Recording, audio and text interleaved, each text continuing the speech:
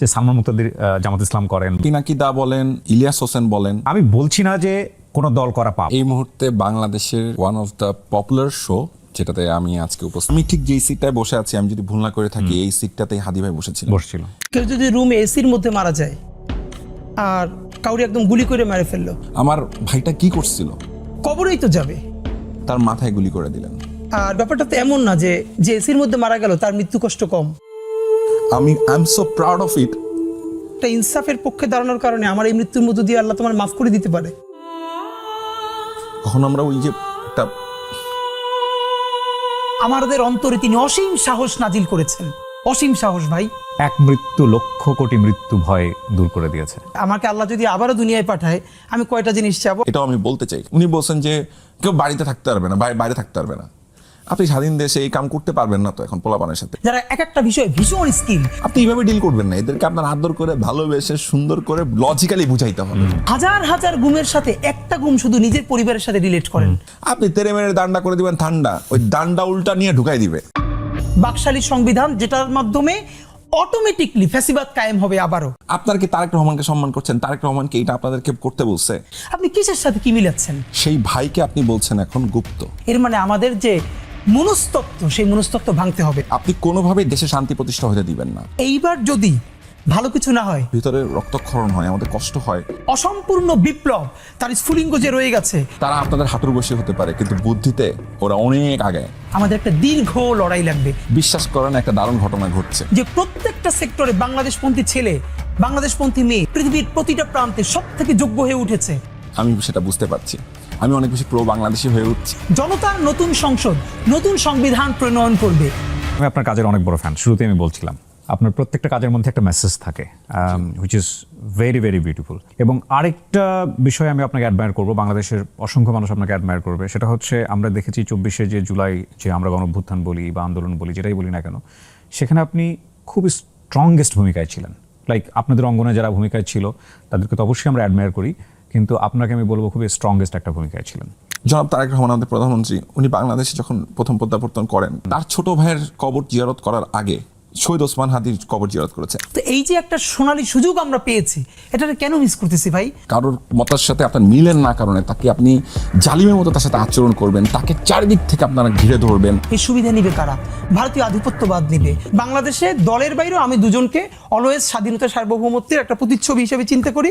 একজন হলেন শহীদ জিয়া আর একজন বেগম জিয়া। এটাই তো আমাদেরকে ইন্সপায়ার করছে। আমি কেন বিএনপি? আফসোস হলো বিএনপি বাংলাদেশের এত বড় দল, শহীদ জিয়ার মতো একজন মানুষকে নিয়ে আইকনিক 3টে উপন্যাস নাই। 5ই আগস্ট পরবর্তী সময়ে উনি একটা কার্টুন শেয়ার করেছিলেন, ওনার ব্যঙ্গচিত্র, হুইচ ইজ ভেরি গুড।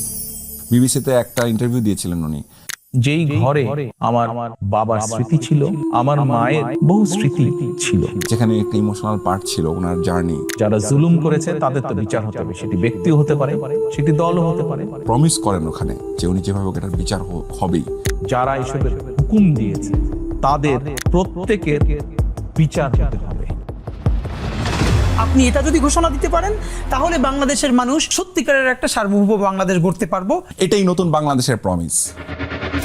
আসসালামু আলাইকুম কিবরিয়া ভাই, thank you for the compliment. And আমার খুব ভালো লাগছে যে এই মুহূর্তে বাংলাদেশের one of the popular show, আলহামদুলিল্লাহ, যেটাতে আমি আজকে উপস্থিত এবং ফাইনালি সেটা হলো, এবং আমি the one and only Kibria ভাইয়ের সামনে বসে আছি, কথা বলছি।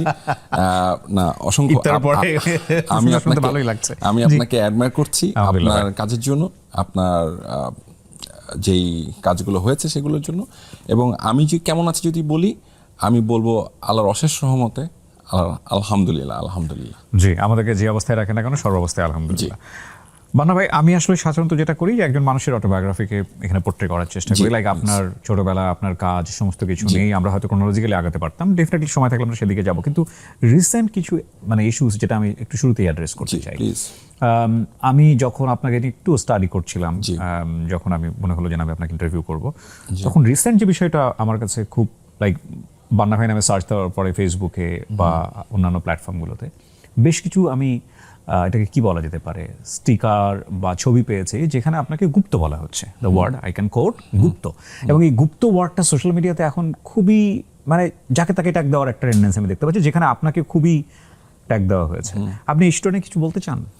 আচ্ছা, এটা কোথা থেকে এসছে সেটা একটু বলি প্রথমে। হ্যাঁ, প্রথমত হচ্ছে বাংলাদেশে এখন এমন একটা অবস্থায় আমরা আছি যেটা হচ্ছে 24 জুলাই পরবর্তী অবস্থা এবং 24শে জুলাই পূর্ববর্তী অবস্থা, দুটো ভিন্ন।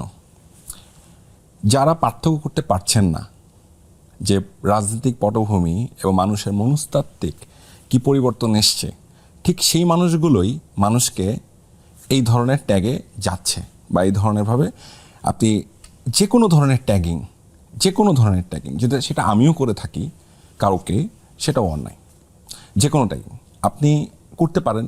যে যেমন আপনি যদি খুব 24শে জুলাইয়ের যে আন্দোলনটা হলো বা গণঅভ্যুত্থান হলো বা বিপ্লব হলো, যেটাকে আমরা অসমাপ্ত বিপ্লব বলি অনেক ক্ষেত্রে, সমাপ্ত হতেও পারে ইন ফিউচার, 10 বছর 20 বছর লাগলেও, সেটা ভবিষ্যৎ ভালো বলবে।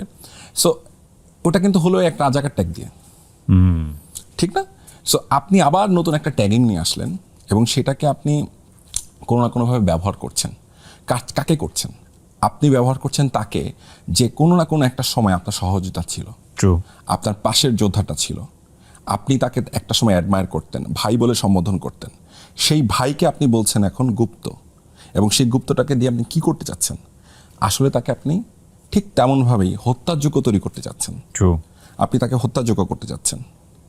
আমি কথাটা কেন বলছি, এখন আপনি বলতে পারেন যে এটা তো অনেকেই অনেকভাবে বলে, বড় ছোট অনেক লেভেলের, কিন্তু কেউ বুঝে বলেন, কেউ না বুঝে বলেন।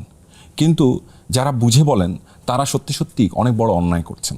হ্যাঁ, আপনি বলতে পারেন হ্যাঁ তুমি অমুক দল সাপোর্ট করো, আমার মনে হয় তুমি ওই দল সাপোর্ট করো, সরাসরি বলেন না নামটা, সমস্যা কোথায়? হ্যাঁ, আমি যদি ওটা না করে থাকি তাহলে আমি ডিবাং করবো না, আমি এটা করি না, তুমি ভুল বুঝছো আমাকে। কিন্তু তুমি যখন ওই রাজাকার ট্যাগিংয়ের পাশাপাশি আরেকটা ট্যাগ তৈরি করছো, তখন তুমি আসলে বেসিক্যালি কি করছো?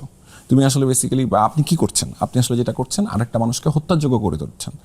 আপনি চাচ্ছেন যে ঠিক এইভাবেই, যে ওই যে একটা সময় বলতো না, একটা অমুক ধরে হ্যাঁ, আপনি কয়েকদিন পর আবার কি ওইটাই বলবেন স্লোগান দিয়ে যে একটা করে গুপ্তধর ধরে তাহলে আমাকে বা আপনাকে বা আরেকজনকে, ক্যামেরার পেছনে যে ভাইটা আজকে গুপ্ত ট্যাগ খাচ্ছে, সে যদি হয় তাহলে কি আপনি সেই দায়িত্ব নেবেন? তাহলে আপনি সেই হত্যাকারী, আপনারা সে হচ্ছেন। এখন আপনারা এই ধরনের যে কাণ্ডগুলো করছেন, সেই কাণ্ডগুলোর জন্য আমার মনে হয় যে সরাসরি বলতে পারেন তো যে হ্যাঁ বান্না ভাই, আপনার কথা আমার কাছে মনে হয় যে এইটা মনে হয় এইটা না, এটা আমার কাছে আপনি যেটা বলছেন এটা আপনি মিথ্যা বলছেন বা আপনি সত্য বলছেন বা কিছু একটা বলতে পারেন। কিন্তু আপনি ট্যাগিংয়ে যাচ্ছেন কেন আবারও? সেই ট্যাগিংয়ে যদি যান সেটা তো ভালো কিছু হবে না। দেখেন, আমিও বুঝে না বুঝে মাঝে মধ্যে কিন্তু ট্যাগিং করে ফেলি, কিন্তু আবার পরক্ষণে যখন আমি বুঝি যে ট্যাগিং করাটা আসলে অন্যায়, তখন কিন্তু আমি নিজেকে আবার সম্বরণ করি, কেননা প্রত্যেকটা মানুষের মধ্যে ফ্লস থাকে। কিন্তু আপনি এই অস্ত্রটা ব্যবহার না করাটাই বাংলাদেশের জন্য ভালো হয়, জুলাই পরবর্তী বাংলাদেশের জন্য। এবং আপনি যাদেরকে ট্যাগিং করছেন, বিশ্বাস করেন একটা দারুণ ঘটনা ঘটছে, আমি সেটা বুঝতে পারছি। আমি অনেক বেশি প্রো বাংলাদেশি হয়ে উঠছি, আমি আরও বেশি মানুষের মধ্যে প্রো পিপল হয়ে উঠছি। মানুষ আমাকে আগের যে কোনো সময়ের চাইতে, এই যে আপনারা এগুলো করছেন না, এই কারণে আমাকে যে আপনারা কি ভালোবাসা দেওয়াচ্ছেন মানুষের কাছ থেকে, অসংখ্য ধন্যবাদ। আমি এটা একটু উল্টা করেই বলি, আপনারা এই ট্যাগিংটা আরও বেশি আমাকে করেন, যাতে আমি আরও প্রো পিপল হতে পারি, আমি আরও প্রো বাংলাদেশি হতে পারি, এবং আপনাদের মতো ইতর বদমাশদেরকে আমি চিনতে পারি। কারণ আপনাদেরকে চেনাটা জরুরি। আপনাদের মতো একটা কি বলবো, একটা মানে পোটেনশিয়াল কিলারদেরকে চিনা ফেলাটা আমাদের জন্য, মানুষের জন্য খুব জরুরি। এবং আরেকটা ইন্টারেস্টিং বিষয় ঘটে গেল, আমরা যখন অনুষ্ঠানটা শুরু করব তখন আমরা বলছিলাম, মানে সমসাময়িক অনেকগুলো বিষয় নিয়ে কথা বলছিলাম। রাইট, আজকের আগের দিন, আমি জানি না শোটা হয়তো 2 দিন পরে প্রচার হবে, যখন আমরা রেকর্ড করছি, বাংলাদেশ ব্যাংকের তিনি সাবেক গভর্নর রাইট নাও, তাকে যেভাবে বের করে দেওয়া হলো, ওই একই অ্যাক্টিভিটিস আমরা দেখলাম যখন আমাদের মানে অন্তর্বর্তীকালীন সরকার ছিলেন, সেটাকে বিভিন্ন পত্রপত্রিকায় লেখা হতো মব, আবার সেম জিনিসটাকে এখন বলা হচ্ছে বিক্ষোভ। জনরোষ হয়ে যাচ্ছে, এখন আবার বিক্ষোভও হচ্ছে, জনরোষও হচ্ছে। তার মানে বিষয়টা হচ্ছে কি, আপনি শব্দের খেলা খেলছেন এখানে, যে শব্দের শয়তানি বলি আমি এটাকে, শব্দের শয়তানি। আপনি শব্দের শয়তানি করছেন। আপনি একই কথাই হয়ে যাচ্ছে মব, একই কথাই হচ্ছে বিক্ষোভ, একই কথাই হয়ে যাচ্ছে জনরোষ, যখন আপনার যেটা প্রয়োজন। তাইলে এটা কেন মব হবে না?